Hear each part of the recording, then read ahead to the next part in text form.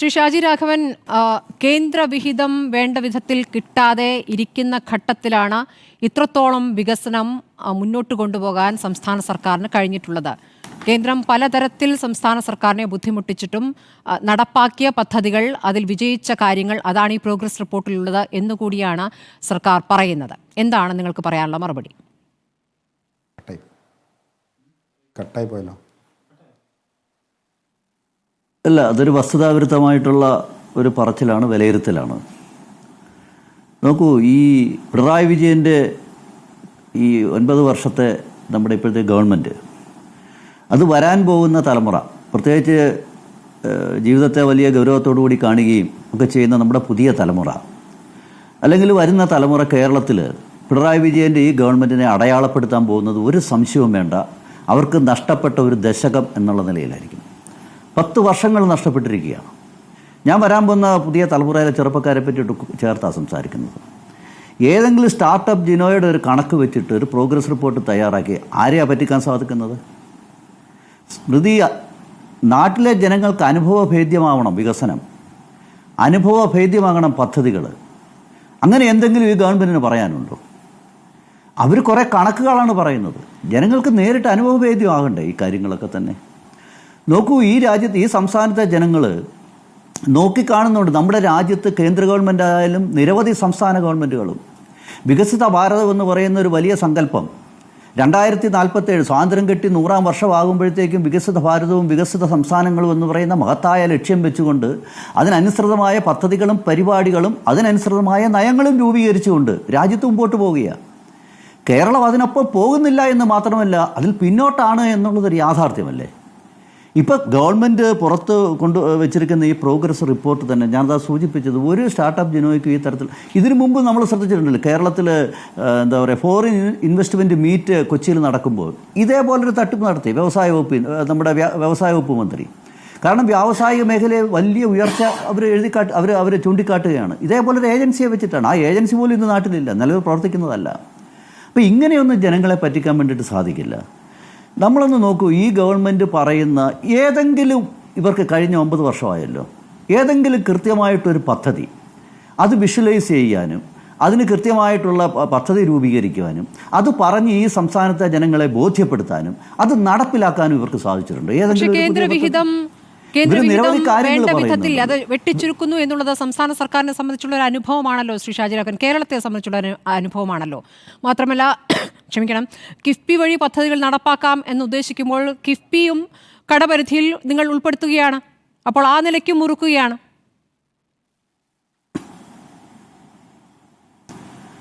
സ്മൃതി, ഈ വിഷയം ചർച്ച ചെയ്ത ഒരു കൺക്ലൂഷനിലെത്തിയ വിഷയമല്ലേ? എനിക്കെന്തോ സ്മൃതി അത് എന്തോ മറന്നുപോയെന്ന് എനിക്ക് തോന്നുന്നു. കേരളത്തിൻ്റെ സംസ്ഥാന ഗവൺമെൻറ് സുപ്രീം കോടതി വരെ പോയില്ലേ? അതിനപ്പുറത്തൊരു അതോറിറ്റി ഇല്ലല്ലോ. എന്തായിരുന്നു കേരളം സുപ്രീം കോടതിയുടെ മുമ്പിൽ പറഞ്ഞത്? ഇതേ കാര്യങ്ങളല്ലേ? ഞങ്ങളെ ഞെരുക്കുന്നു, ഞങ്ങൾക്ക് ഫണ്ട് കിട്ടാനുണ്ട്, കേന്ദ്ര വിഹിതം കിട്ടാനുണ്ട്. എന്താ സുപ്രീം കോടതി പറഞ്ഞത്? അടിവരയിട്ട് പറഞ്ഞില്ലേ? ഒന്നും കിട്ടാനില്ല കേരളത്തിന്. വളരെ കുറച്ച് ഒരു എമൗണ്ട് മാത്രം കിട്ടാനുണ്ട്, അത് കൊടുക്കണമെന്ന് മാത്രമാണ് കേന്ദ്ര ഗവൺമെൻറ്റിനോട് സുപ്രീം കോടതി പറഞ്ഞത്. അത് കൊടുക്കുകയും ചെയ്തു.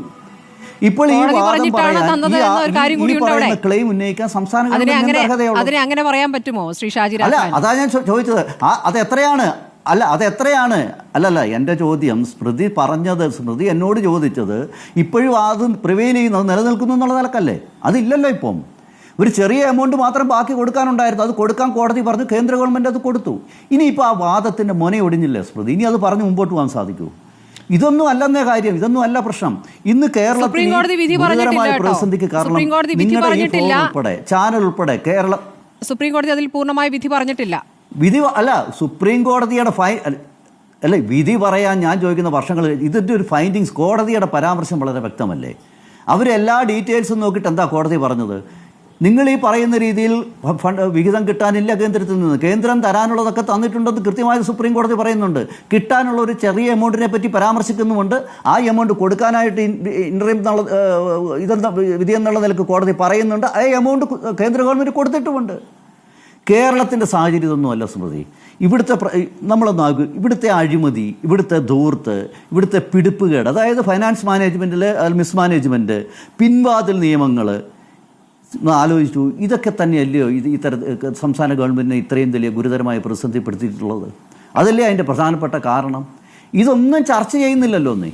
സ്മൃതി ഒന്ന് ആലോചിച്ച് നോക്കും. പണ്ടൊക്കെ നമ്മുടെ കേരളത്തിൽ പൊതുവെ പറയും എന്താണെന്നറിയോ, ഇടതുപക്ഷ ഗവൺമെൻറ് വന്നാൽ അതിൽ കുറച്ച് മന്ത്രിമാർ കൊള്ളാവുന്നവരുണ്ട്, ചില മന്ത്രിമാരെങ്കിലും കൊള്ളാം, അങ്ങനെ കേരളത്തിനൊരു പൊതു ധാരണയുണ്ടായിരുന്നു. അത് EMSൻ്റെ മന്ത്രിസഭ തൊട്ടുണ്ട്.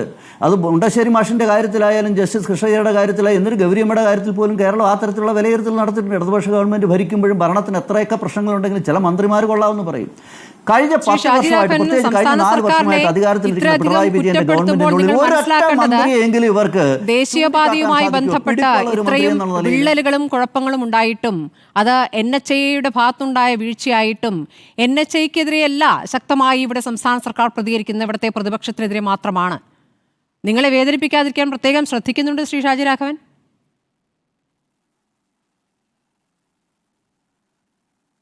അല്ല, അതെന്തായിക്കോട്ടെ, അത് നിങ്ങളത് എങ്ങനെ നോക്കിക്കാണുന്നതെന്ന് എനിക്കറിയില്ല. എന്തായാലും സംസ്ഥാന ഗവൺമെൻറ്റിൻ്റെ പ്രോഗ്രസ് റിപ്പോർട്ടിലെ ഈ കഴിഞ്ഞ ആഴ്ച വരെ ഏറ്റവും വലിയൊരു പ്രധാന അവകാശവാദവും ഇവിടുത്തെ മരുമകൻ മന്ത്രിയുടെ റീലുകളും ഒക്കെ തന്നെ ഇത് ഞങ്ങളുടേതാണെന്ന് പറഞ്ഞായിരുന്നല്ലോ ദേശീയപാതയെ അവർ കൊണ്ടു നടന്നത്. എന്തായാലും 3-4 ദിവസമായിട്ട് റീലുകളൊന്നും ഇപ്പോൾ പുറത്ത് വരുന്നില്ല. അവർക്കിപ്പോൾ അവകാശവാദങ്ങളുമില്ല.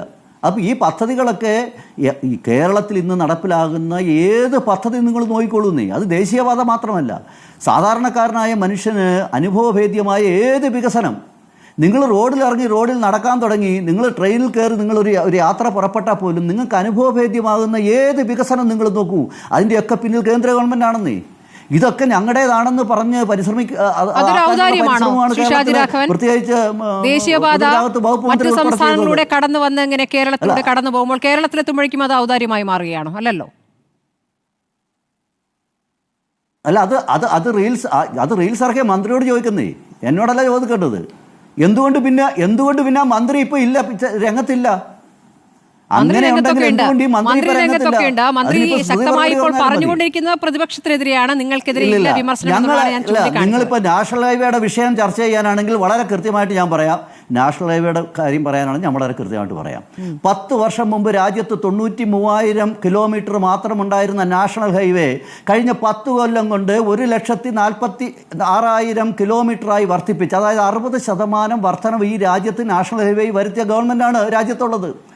ആ രാജ്യത്ത് ഇത്രയധികം വർധനവ് നാഷണൽ ഹൈവേയുടെ നിർമ്മാണ പ്രവർത്തനങ്ങളിൽ വരുത്തിയ ഗവൺമെൻറ് കേരളത്തിൽ നിർമ്മാണ പ്രവർത്തനം നടത്തുമ്പോൾ പാളിച്ച പറ്റിയിട്ടുണ്ട്, അത് സമ്മതിച്ചിട്ടുണ്ട്. National highway authority of India കൃത്യമായത് അംഗീകരിച്ചിട്ടുണ്ട്. അത് കൃത്യമായി അതിൻ്റെ പഠനം മാത്രമല്ല, ഇക്കാര്യത്തിൽ അന്വേഷണങ്ങളും പറഞ്ഞിട്ടുണ്ട്. ഇതിൽ നിന്നും ആരും ഒഴിഞ്ഞു മാറിയിട്ടില്ല.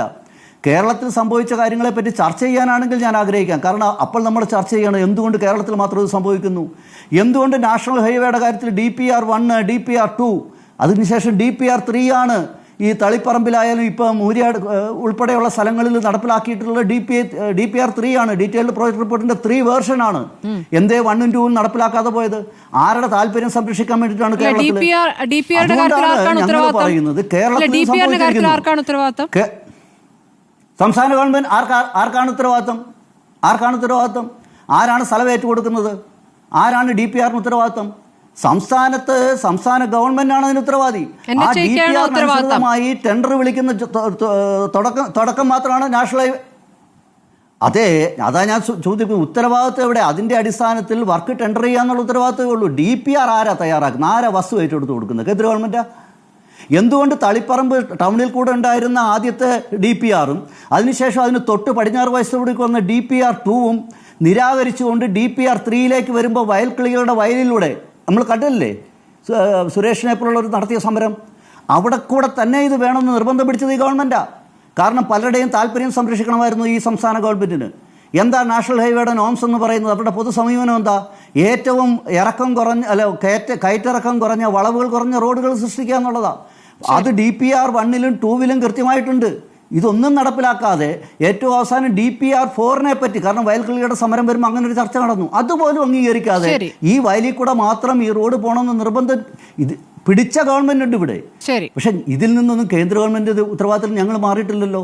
ഇവിടെ മുഖ്യമന്ത്രിയും മരുമോൻ മന്ത്രിയും ഉത്തരവാദിത്തത്തിൽ നിന്ന് മാറിയ പോലെ ഞങ്ങൾ മാറിയിട്ടില്ലല്ലോ. ഞാൻ പറയാൻ ആഗ്രഹിച്ചത് ഈ പദ്ധതികൾ മുഴുവൻ കേന്ദ്ര ഗവൺമെന്റിന്റെ പദ്ധതികൾ കേരളത്തിൽ ഇവർ അവതരിപ്പിക്കുകയാണ്. ഞങ്ങൾക്ക് ഒരു വിരോധമില്ലെന്ന്, പക്ഷെ ഉത്തരവാദിത്തങ്ങൾ ഏറ്റെടുക്കാൻ തയ്യാറാവണം.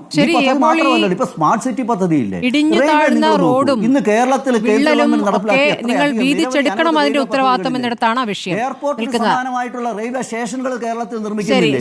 കേരളത്തിൽ പോലും 500 കിലോമീറ്ററിലധികം നാഷണൽ ഹൈവേ നിർമ്മിച്ചിട്ടില്ലേ കേന്ദ്ര ഗവൺമെന്റ്? അപ്പോൾ സംസ്ഥാന ഗവൺമെൻറ് നമ്മൾ പറഞ്ഞു വന്ന വിഷയം ഞാൻ ഒന്നുകൂടെ ആവർത്തി ഞാൻ അവസാനിപ്പിക്കാം. സംസ്ഥാന ഗവൺമെൻറ്റിനെ സംബന്ധിച്ചുള്ള അവരുടെ പ്രോഗ്രസ് റിപ്പോർട്ട് എന്ന് പറയുന്ന ജനങ്ങളുടെ മുമ്പിൽ വെക്കുന്ന തനി തട്ടിപ്പാണ്, തനി കള്ളത്തരമാണ്. നമ്മളൊന്നാലും ഇന്ന് സംസ്ഥാനത്ത് ഇത്രയധികം സാമ്പത്തിക പ്രതിസന്ധിയെ കൊണ്ട് സ്മൃതി തന്നെ പറഞ്ഞു കേന്ദ്രത്തിൻ്റെ വിഹിതം കൊടുക്കൽ കുറവാണെന്നുള്ളത്. സ്മൃതി ഒരൊറ്റ കാര്യം ഞാനൊന്ന് പറഞ്ഞോട്ടെ. 10 കൊല്ലം മുമ്പ് രാജ്യത്ത് അധികാരത്തിലിരുന്ന UPA ഗവൺമെൻറ് ആ കാലത്ത് ടാക്സ് ഡെവല്യൂഷൻ്റെ ഭാഗമായി കേരളത്തിന് കൊടുത്തത് 46,303 കോടി രൂപയാണ്.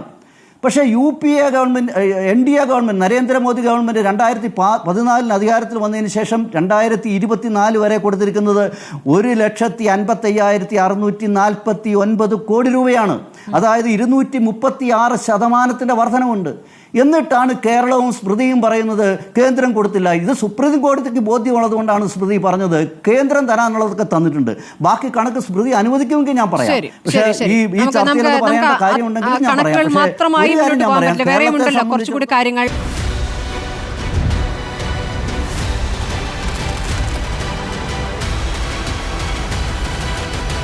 ഡിബേറ്റ് വിത്ത് സ്മൃതി പരുത്തിക്കാട്.